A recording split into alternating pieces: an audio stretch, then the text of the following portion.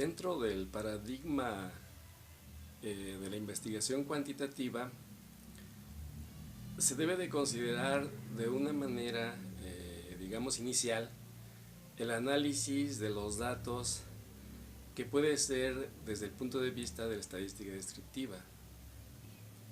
Cuando se analizan datos en este paradigma desde el punto de vista descriptivo, de forma inicial se tiene que calcular para datos, por ejemplo, no agrupados, lo que primeramente se conoce como la amplitud o rango del conjunto de datos,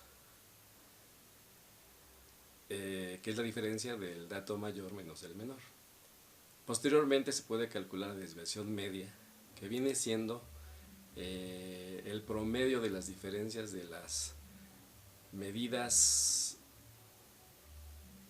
menos la de tendencia central, que sería en este caso la media, y la varianza como el promedio de los cuadrados de esas diferencias, la desviación estándar como la raíz cuadrada de la varianza, y para comparar conjunto de datos se puede utilizar el coeficiente de variación, la covarianza y el coeficiente de correlación.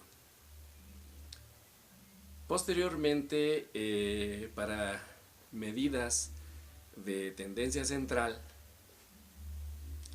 para datos no agrupados, se tiene como punto importante inicial el cálculo de la media aritmética, que viene siendo, digamos, el punto de equilibrio de los datos. La mediana viene siendo exactamente el punto central, y la moda el valor que ocurre con mayor frecuencia. Posteriormente, si los datos se agrupan en intervalos de clase, se tienen las mismas medidas o los mismos estadísticos, como es la media de los datos agrupados,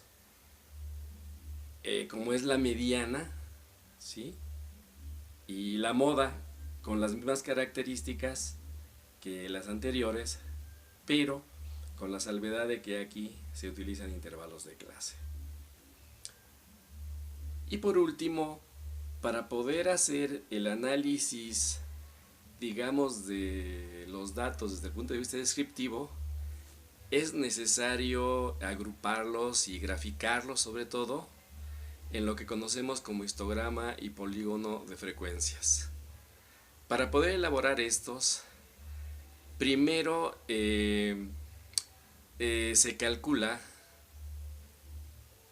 el polígono de frecuencias, ¿sí?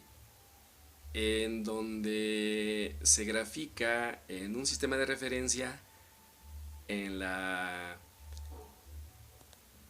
el eje horizontal.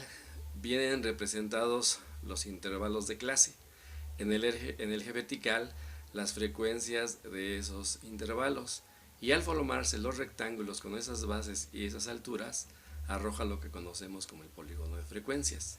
Así que nos da precisamente una información mucho más precisa sobre el comportamiento de los datos.